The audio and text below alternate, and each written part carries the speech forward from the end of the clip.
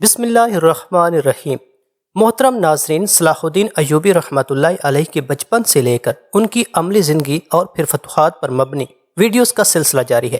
اگر آپ کو ہماری کاوش پسند آ رہی ہے تو ہمارے چینل کو سبسکرائب کریں اور کمنٹس میں اپنی رائے کا اظہار ضرور کریں۔ اور اس کے علاوہ ہماری اس ویڈیو پر لائک ٹارگٹ صرف 1000 لائکس ہے، لہٰذا آپ سب سے پہلے ویڈیو کو لائک کریں، ہم آپ کے بہت مشکور ہوں گے۔ وہ سنگین اور اذیتناک لمحہ آ پہنچا جب سلطان نور الدین محمود زنگی رحمۃ اللہ علیہ کا خط سن کر امیر مجیر الدین اس قدر برہم ہوا کہ جوش جذبات میں تخت سے نیچے اتر آیا اور سلطان کے قاصد سے خط چھین کر اسے ٹکڑے ٹکڑے کر دیا۔ قاصد اپنے امیر کے مکتوب کی تحقیر برداشت نہ کر سکا اور اس نے جھک کر فرش پر پڑے ہوئے خط کے ٹکڑوں کو اٹھانا چاہا، لیکن والی دمشق نے اس کے منہ پر ایک زوردار ٹھوکر ماری۔ قاصد اس کے لیے تیار نہیں تھا۔ مجیر الدین کی ٹھوکر پڑتے ہی وہ اپنا توازن برقرار نہ رکھ سکا اور دربار کی فرش پر گر پڑا۔ اس کے ماتھے اور ہونٹوں سے خون جاری ہو گیا۔ اپنے سلطان کو بتا دینا کہ یہی اس کے خط کا جواب ہے۔ والی دمشق نے چیخ کر کہا۔ قاصد حمید الدین اٹھا۔ تمام دربار پر گہرا سکوت طاری تھا۔ بعض ہوشمند امراء کو سفیر شام کے ساتھ والی دمشق کا یہ ناشائستہ سلوک پسند نہیں آیا تھا، مگر وہ مجبور تھے اور ان کے ہونٹوں پر مہریں لگی ہوئی تھیں۔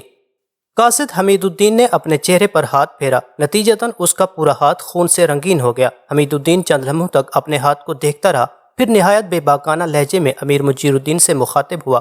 والی دمشق کا یہ طرز عمل مردوں کے شایان شان نہیں تھا۔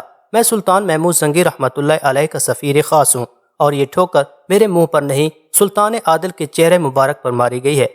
یہ کہہ کر قاصد حمید الدین تیزی سے مڑا اور پھر اس نے دروازے سے نکلتے وقت اپنا خون آلود ہاتھ دیوار پر رکھ دیا۔ امیر مجیر الدین اور دوسرے حاضرین دربار سفیر شام کے اس عمل کو حیرت سے دیکھ رہے تھے۔ قاصد حمید الدین کچھ دیر تک اسی حالت میں کھڑا رہا، پھر اس نے اپنا خون آلود ہاتھ اٹھا لیا۔ دیوار پر اس کے ہاتھ کا پورا نقش ابھر آیا تھا۔ میں اپنے خون کا نشان چھوڑے جا رہا ہوں، باقی اللہ جانتا ہے کہ وہ اس خون کا حساب کس طرح لے گا۔ یہ کہہ کر سفیر شام دربار دمشق سے نکل گیا۔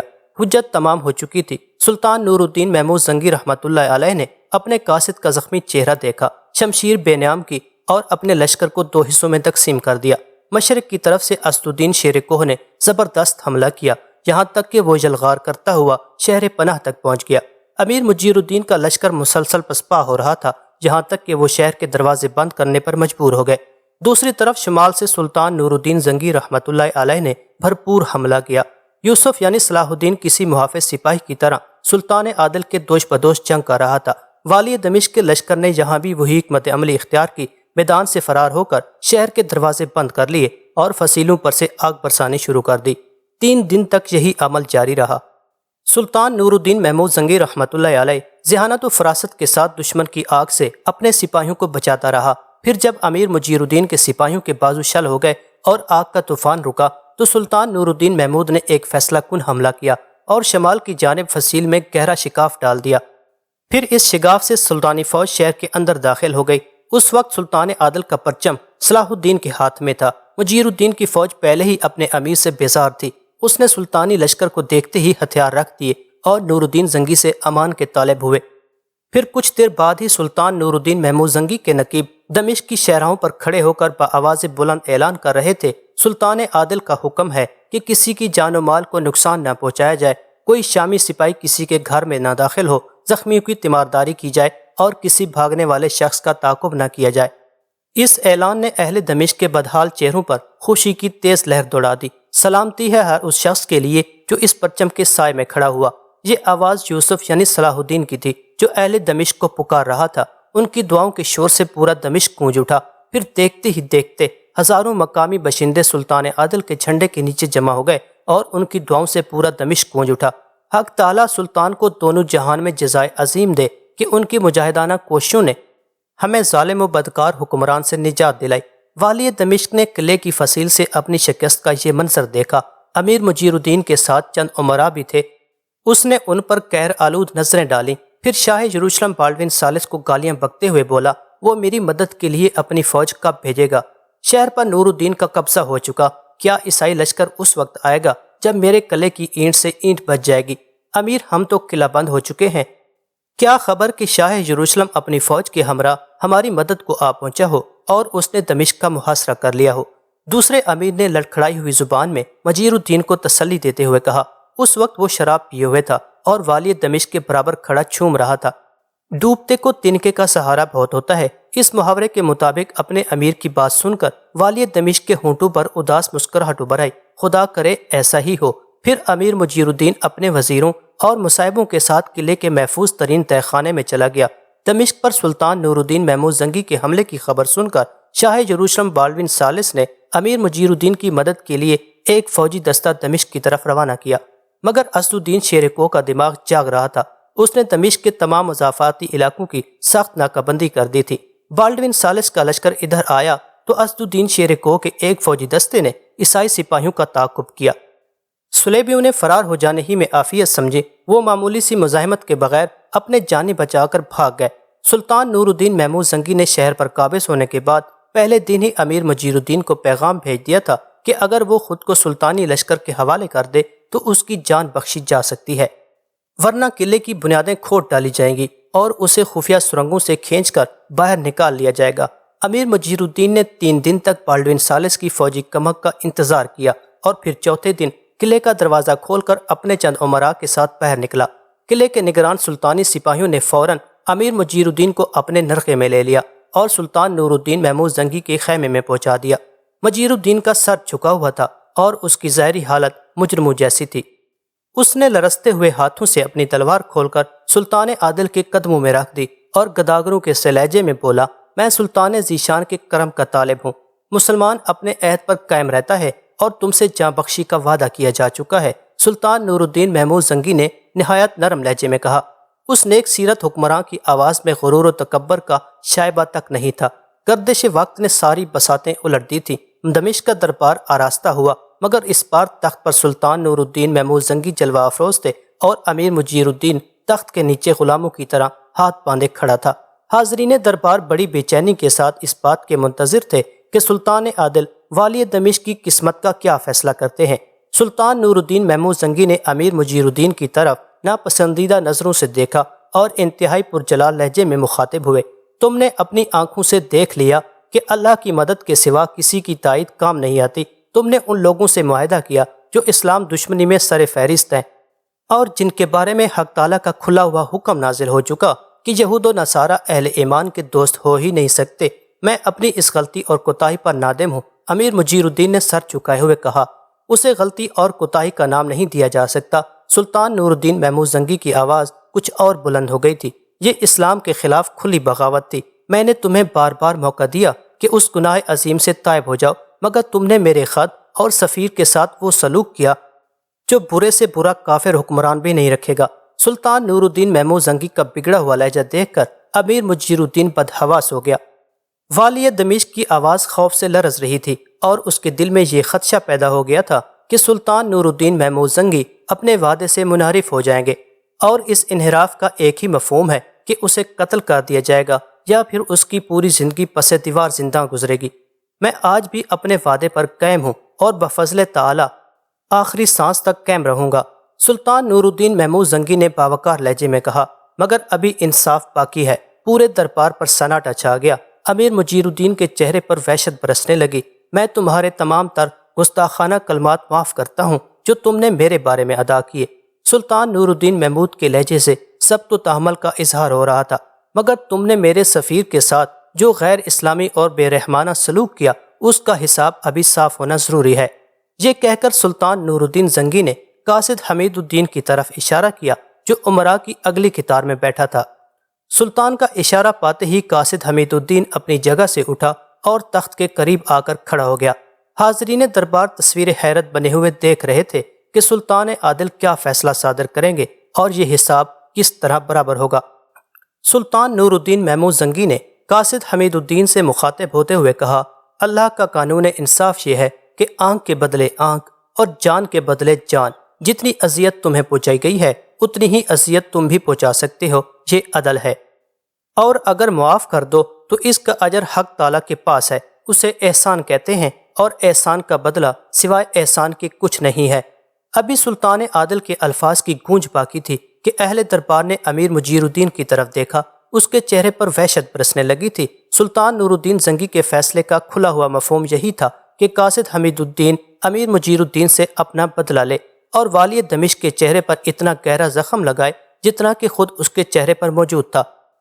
قاصد حمید الدین نے ایک نظر امیر مجیر الدین کی طرف دیکھا اور سلطان نور الدین زنگی سے مخاطب ہو کر عرض کرنے لگا، سلطان عادل، جب آپ نے امیر مجیر الدین کی جاں بخشی کا وعدہ کر لیا تو پھر میں بھی اپنے اوپر کی جانے والی زیادتی کو معاف کرتا ہوں۔ والی دمشق کے لیے یہ سزا کیا کم ہے کہ وہ اسیری کی حالت میں سر دربار کھڑے ہیں اور بار بار آپ سے رحم کی درخواست کر رہے ہیں۔ حمید الدین کی اس جواب سے سلطان نور الدین زنگی بہت خوش ہوئے۔ پھر 3 افراد کو اپنے ہاتھ سے خلعتیں پہنائیں۔ ان میں اسد الدین شیرے کو، یوسف یعنی صلاح الدین اور قاصد حمید الدین شامل تھے۔ اس کے بعد امیر مجیر الدین کو حمص کی جاگیر دے کر ہمیشہ کے لیے دمشق سے رخصت کیا گیا۔ سلطان نور الدین محمود زنگی یوسف یعنی صلاح الدین کی بہادری اور ذہانت سے اس قدر متاثر ہوئے کہ اسے دمشق کا کوتوال مقرر کر کے حلب چلے گئے۔ دمشق پر سلطان نور الدین محمود زنگی کا قبضہ اس دور کا اہم ترین واقعہ تھا۔ اس فتح کے بعد زنگی خاندان کی سلطنت موصل سے حیران تک وسیع ہو گئی اور یروشلم تک آگے بڑھنے کے لیے راستہ صاف ہو گیا۔ سلطان نور الدین محمود زنگی کی اس عظیم الشان کامیابی پر خلیفہ بغداد کو اتنی مسرت ہوئی کہ اس نے سلطان کو ملک العادل کا خطاب دیا اور والی شام کی خدمت میں پرجوش مبارکباد کے ساتھ قیمتی تحائف بھی بھیجے۔ امیر مجیر الدین کی شکست کی خبر سن کر شاہ یروشلم بہت اداس ہو گیا۔ پھر ایک دن اپنے رازدار مشیروں کو خلوت میں طلب کر کے کہنے لگا، یسوع مسیح ہم پر رحم کرے، مجھے ایسا لگتا ہے کہ آنے والا زمانہ صلیبیوں کے لیے بہت سخت ہوگا۔ قاضی ابن ارسون بھی اپنی شاگرد کی اس کامیابی پر بہت خوش تھے۔ پھر جب یہ خبر شاریہ کے کانوں تک پہنچی تو وہ جوش جذبات میں ورافتہ ہو کر کہنے لگی، یوسف، یہ تو بہت چھوٹی کامیابی ہے، اللہ ہی جانتا ہے کہ میری گناہ گار آنکھیں کیسے کیسے مناظر دیکھ رہی ہے، ہر طرف تم ہی تم ہو اور ساری بلندیاں تمہارے قدموں میں جھکی ہوئی ہیں۔ یہ کہتے کہتے یکایک شاریہ اداس ہوئی، پھر خود کلامی کے انداز میں بولی، مگر تمہیں کیسے دیکھوں، تم تو مجھ سے بہت دور چلے گئے۔ اذیت و کرب کی شدت سے شاریہ کا زرد چہرہ اور پیلا پڑ گیا۔ اس وقت ابو سالم حمام دمشق کا دیوان تھا۔ یوسف نے کوتوال ہوتے ہی خاموشی سے شہر کی صورتحال کا جائزہ لینا شروع کر دیا۔ اس نے نہایت رازداری کے ساتھ چند معتبر لوگوں کو اپنا نائب مقرر کیا۔ تمام افراد بہت معمولی لباسوں میں کوچہ بکوچہ گھومتے رہتے تھے۔ انہیں دیکھ کر کوئی شخص گمان بھی نہیں کر سکتا تھا کہ یہ لوگ سرکاری عہدوں پر فائز ہیں اور مقامی باشندوں کی حرکات کی نگرانی کر رہے ہیں۔ دراصل یہ تمام افراد صلاح الدین کے جاسوس تھے، جنہیں اس کام کے لیے متعین کیا گیا تھا کہ عام لوگوں سے ملاقات کریں اور نئی انتظامیہ کی کارکردگی کے بارے میں پوچھتے رہیں کہ اس سے مطمئن ہیں یا ناخوش۔ خود صلاح الدین بھی معمولی کپڑوں میں خلیہ بدل کر دمشق کی گلیوں میں گھومتا رہتا تھا اور رات کو گھوڑے پر سوار ہو کر غریبوں کے محلوں کی گشت کیا کرتا تھا اور ہنگامی وقت میں نادار اور مجبور انسانوں کی بھی مدد کیا کرتا تھا۔ ایک رات صلاح الدین حسب معمول گشت پر تھا کہ ایک گھر کے دروازے پر کچھ لوگ کھڑے نظر آئے۔ انہی کے درمیان سے کچھ دلسوز چیخیں ابھر رہی تھیں، جیسے کوئی انتہائی دردناک لہجے میں ماتم یا فریاد کر رہا ہو۔ فاصلہ ذرا زیادہ ہونے کے باعث چیخوں کا مفہوم سمجھ میں نہیں آ رہا تھا کہ رونے والے کیا کہہ رہے ہیں۔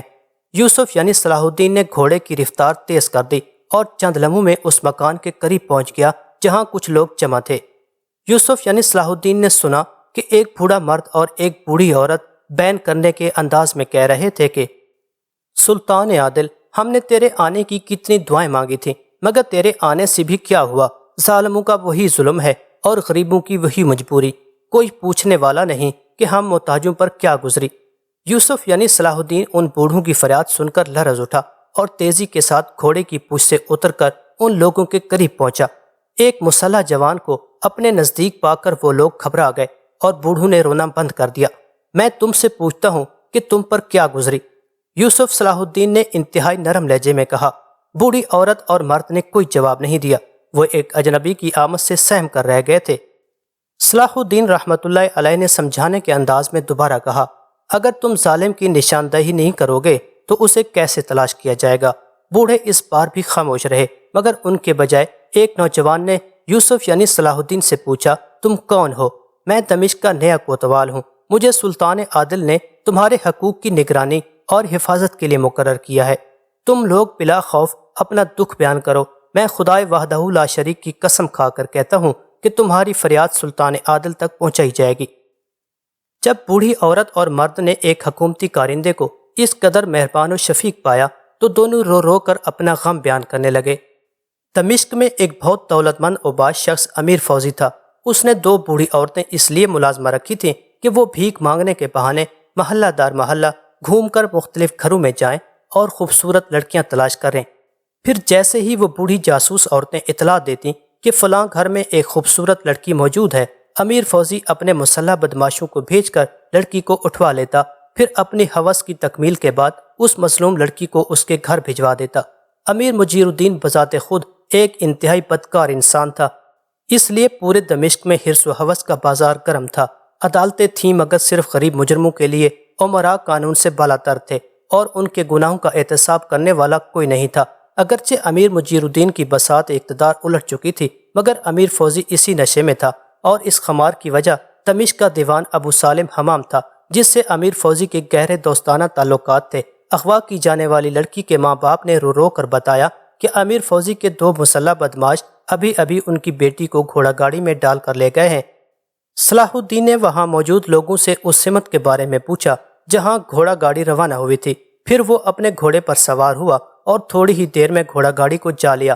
ایک مسلح سوار محافظ کے طور پر گاڑی کے ساتھ چل رہا تھا۔ یوسف نے اسے سنبھلنے کا موقع نہیں دیا، اپنی شمشیر بے نیام کی اور امیر فوزی کے بدماش پر عقب سے وار کیا۔ یوسف کا وار اس قدر بھرپور تھا کہ بدماش کا دایاں ہاتھ کٹ کر زمین پر گر پڑا۔ زخمی کی ایک تیز چیخ فضا میں گونجی اور وہ الٹ کر زمین بوس ہو گیا۔ گاڑی باندھ جو غیر مسلح تھا بدحواس ہو گیا اور اس نے گاڑی روک لی۔ ایک مسلح آدمی جو لڑکی کے ساتھ گاڑی کے اندر موجود تھا تلوار لے کر نیچے کودا، مگر یوسف یعنی صلاح الدین کے گھوڑے کی ٹاپو نے اسے رونٹ ڈالا۔ کوچوان خوف سے تھر تھر کانپ رہا تھا۔ اس نے صلاح الدین کے پیروں پر سر رکھ دیا اور زار و کتار رونے لگا۔ اس میں میرا کوئی قصور نہیں ہے، میں تو محض امیر فوزی کا غلام ہوں، آقا کے حکم پر عمل کرتا ہوں۔ صلاح الدین رحمۃ اللہ علیہ نے کوچوان کو معاف کر دیا اور پھر اس کی مدد سے دونوں زخمی بدماشوں کو جو بے ہوش ہو گئے تھے گاڑی میں ڈالا اور لڑکی کے گھر کی طرف روانہ ہو گئے۔ اس آفت ناگہانی نے لڑکی پر سخت طاری کر دیا تھا۔ وہ پاگلوں کی طرح کبھی زخمی بدماشوں کی طرف دیکھتی اور کبھی اس نوجوان کی جانب جو کسی محافظ فرشتے کی طرح آسمان سے زمین پر آ گیا تھا۔ صلاح الدین نے لڑکی کو اس کے گھر پہنچایا تو غم زدہ ماں باپ رو رو کر کہنے لگے، اب ہمیں یقین آ گیا ہے کہ ہماری فریادیں سلطان تک پہنچ سکتی ہیں۔